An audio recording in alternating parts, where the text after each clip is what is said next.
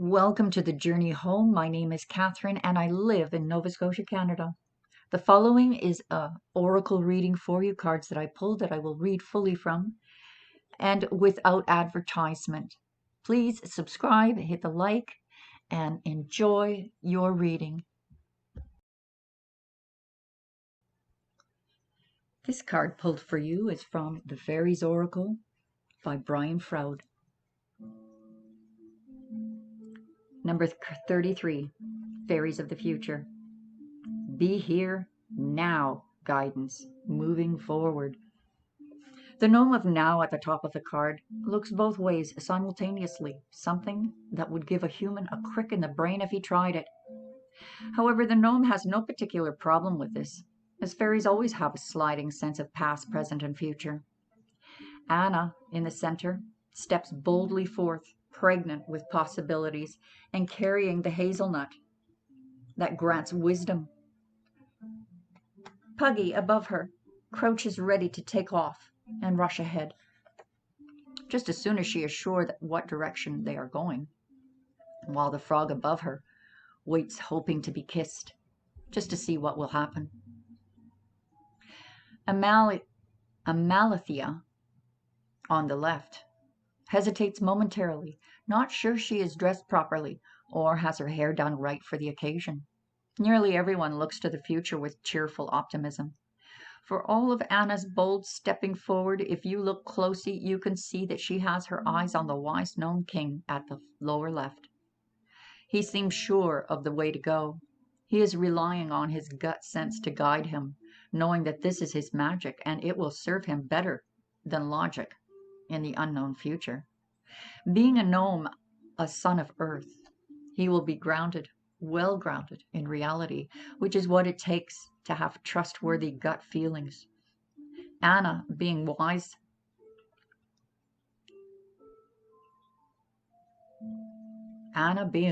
this. Of course, she hasn't considered that where he wants to go may not be where she would like most to be. Fortunately, he has considered that and is pointing her in the right direction. The pleasingly plump gnome lady admiring the gnome king from her mushroom hopes to be invited on the journey, though she would do better to invite herself.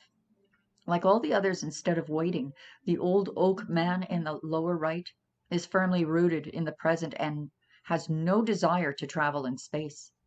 His journey is through time only, as he contemplates the wisdom of stillness and deep roots.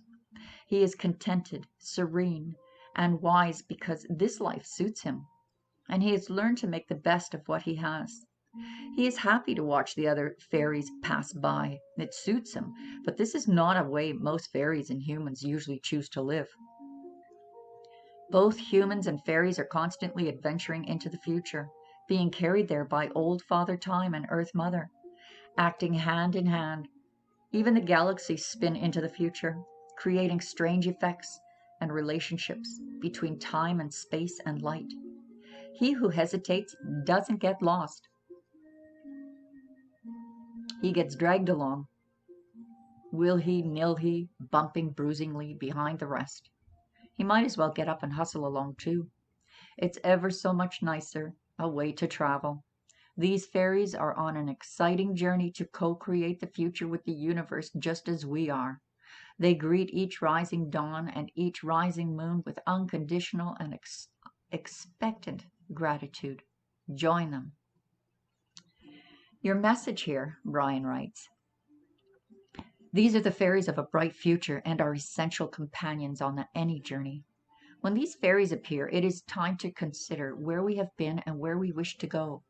There are many opportunities, many potentials, but we must choose a path and then take realistic, practical steps to bring the desired future into being. This is not a time to wait for things to come to us, but to step forward boldly to meet them. We may do this alone, if we wish, or in the company of those who share our goals and dreams. As the warning, are you certain that you are going in the direction that you wish to go? Or are you merely following someone else's lead without being clear about your own direction? It may be that you need to consider a parting of the ways if the goals of others do not match yours, or if they seem to be headed in a direction that is not right for you. This is the moment to pause and consider your direction. Think where you would like to be and who you would like to be a quarter of a century from now. Ask yourself if the steps you are considering now are apt to take you closer to that goal or farther from it. Ask the wise gnome king to point a clear direction for you. Before I read the second card for you, just a reminder to please hit the like and help me beat those algorithms. For every like that you give me is potentially 1,000 suggestions and recommendations on YouTube. Thank you and God bless. Enjoy the rest of the reading. This card chosen for you is from The Fairy Forest, an Oracle of the Wild Green World by Lucy Cavendish. Card number 13, the Elf Queen. You have responsibilities that have accumulated to the point that you no longer feel free. You have dimmed your own bright light, and the world longs for you to shine once again. One by one, I ask you to take these burdens. Again, anything that feels heavy, whose energy does not come from love, but from fear, any demands and expectations that no longer meet your needs, and release them with love. There is no rejection in this gesture. It is simply time to reestablish your own personal boundaries. You may even be carrying burdens that rightly belong to other people.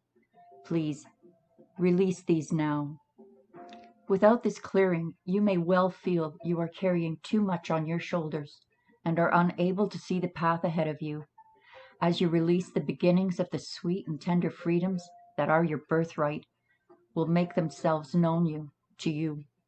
You are now free to love and care for others more effectively, as you will be acting out of love, not forcing yourself. If you clearly ask for support, other people will love and support you in all that you do.